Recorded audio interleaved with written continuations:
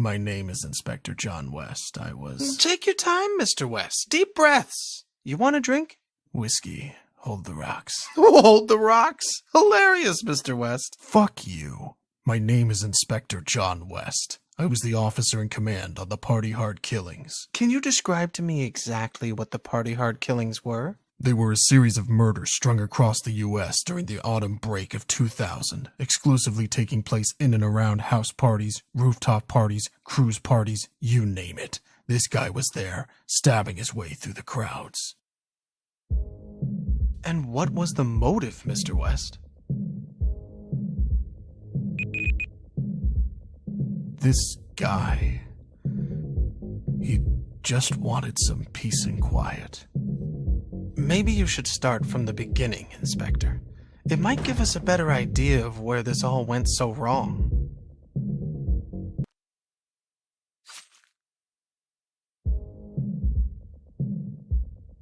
One of my officers responded to a call near North Beach. It was the end of April, so typically a bunch of the college kids in the area were getting hammered instead of prepping for their finals. If only the stupid bastards knew.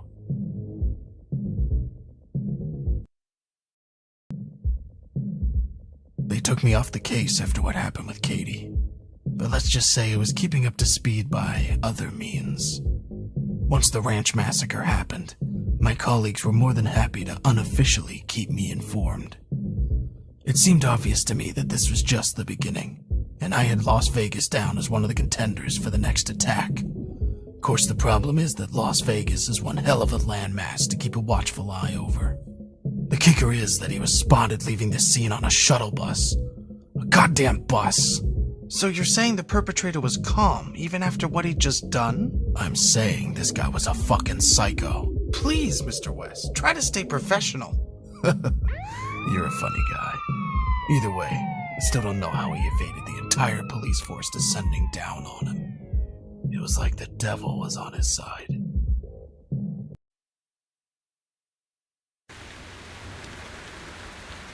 The Vegas killings were the ones that really threw this son of a bitch into the spotlight. That's when the papers started calling him the Party Hard Killer. 2 massacres in one night. He had the gall to stalk the streets with cops all around him, sectioning off the city, and he'd simply pick another spot to call his killing ground.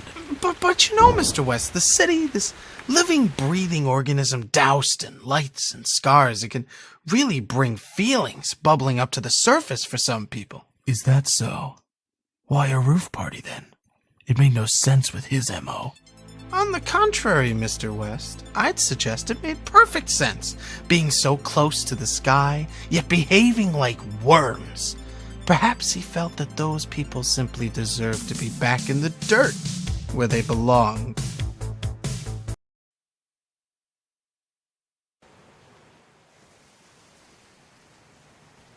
Ah, yes, I heard about the cruise liner disaster. Although I assume it wasn't the rushing water that killed those people, as the news had us believe. Sometimes it's easier to keep the people safe by shielding them from the truth. Yes, well, that's an interesting sentiment, although I'm guessing the people on that boat may have felt a bit shortchanged. Though while we're on the topic of truth, you were about to discover a truth of your own, am I right, Mr. West? The girl. Yes, the girl. Tell me about the girl, Mr. West. From what I understand, she'd been following him since he first began his descent to madness. Stalking him, perhaps? Label it what you want.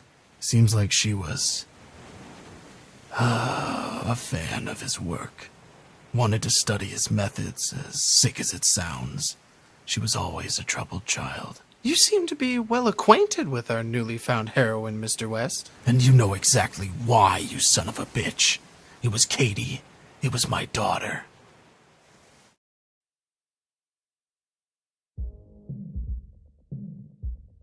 And then, there was nothing. Months and months of goddamn nothing. Just frustrating goddamn silence. The shadow had swept through our lives and then hidden away like the yellow-bellied piece of shit that he is. Mr. West, please, let's stick to the facts. What do you think he was doing during this time? Damned if I know. Tell you what, though, those months dragged and dragged. The papers wanted names. There was severe public unease. The police force was a laughingstock. You'd never guess that one single sicko could rip this country apart so badly.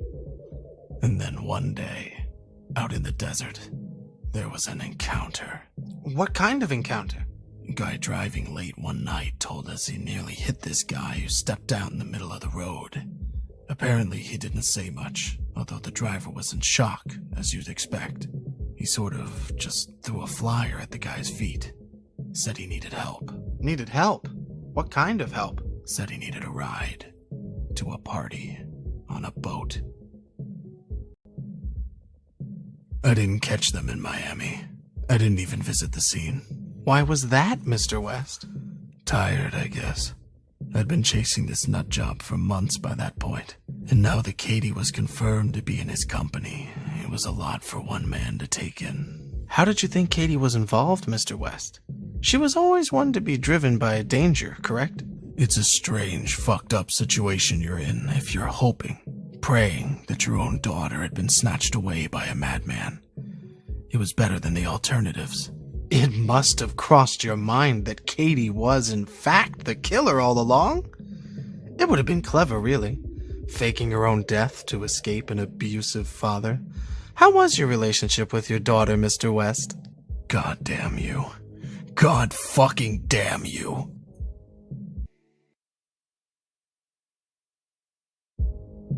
I finally caught them a few weeks later, out in the middle of nowhere. His car just pulled up onto a dirt path. What was he doing, Mr. West? I'd been staring at photos of Katie every night for the last month. The ink had started to run off where I'd been pressing the corners so tightly. What was he doing, Mr. West? He was admiring his handiwork. I wouldn't worry, Mr. West. The chances are it's what she wanted anyway. To be one of his works of art, so to speak. Fuck you. I was ready to put a bullet in the back of his head there and then. It would have been so easy, so satisfying. It was what he deserved. What changed your mind? I'm a cop, Darius. The American people rely on figures like myself to uphold the law. Killing him would have made us one and the same. How very noble of you, John. Once again, fuck you. But you know, the world has a funny way of showing gratitude for such selfless acts. I assume you're referring to the blinding light that apparently engulfed your car. I still have no idea what it was, or what caused it. I guess this terror of darkness has somehow found a friend in the light. And of course, when I came to, I found my car had made a strong connection with rather incompatible foliage. Worse still, my back seat was devoid of serial killers.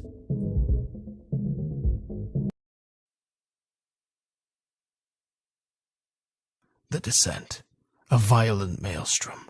Nature has a way of bringing the most devious of minds back down to earth. And shortly after the Sawmill Massacre, our psychopath succumbed to the outdoors, of all things. Really now, Mr. West, can we stop with the cliched storytelling? This isn't a tale from Narnia.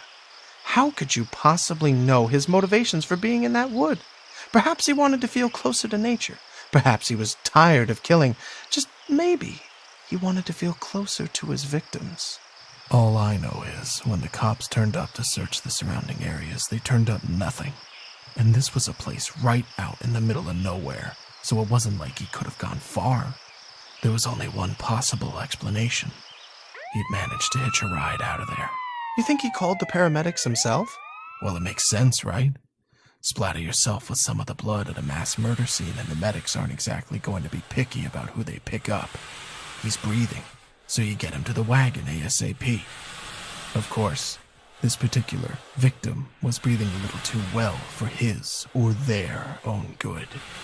I guess they may be adding a new phrase to the ambulance protocol handbook. Never give drugs to a psychopath.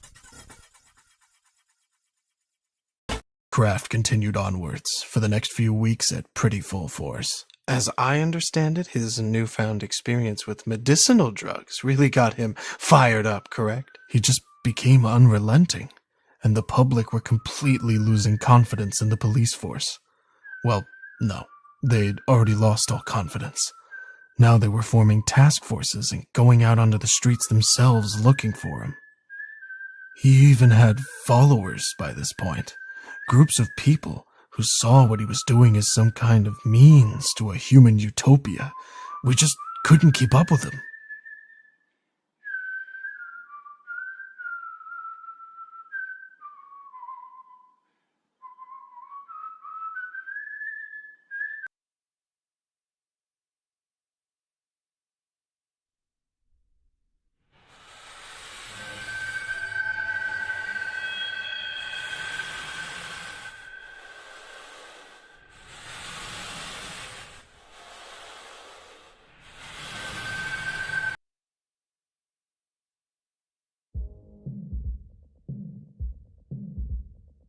We're getting close to the end of the story. Isn't that right, John?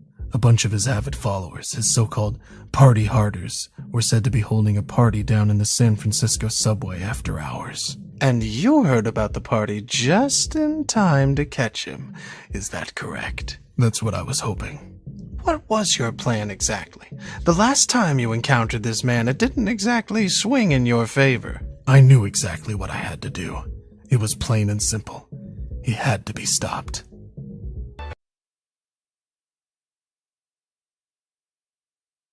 So, tell me, John, did you find what you were looking for down here? You fucking tell me, Darius.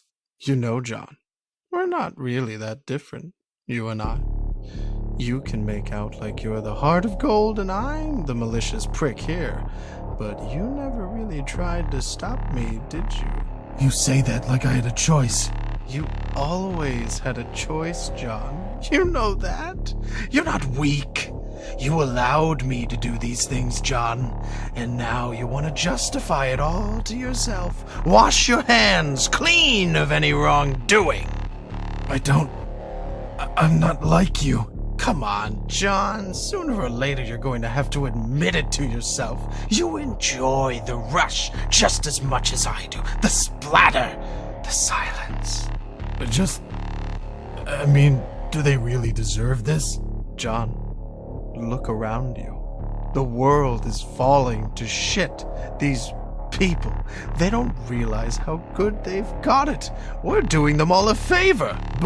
John, you just spent the last half hour sat here trying to convince yourself what we're doing is wrong.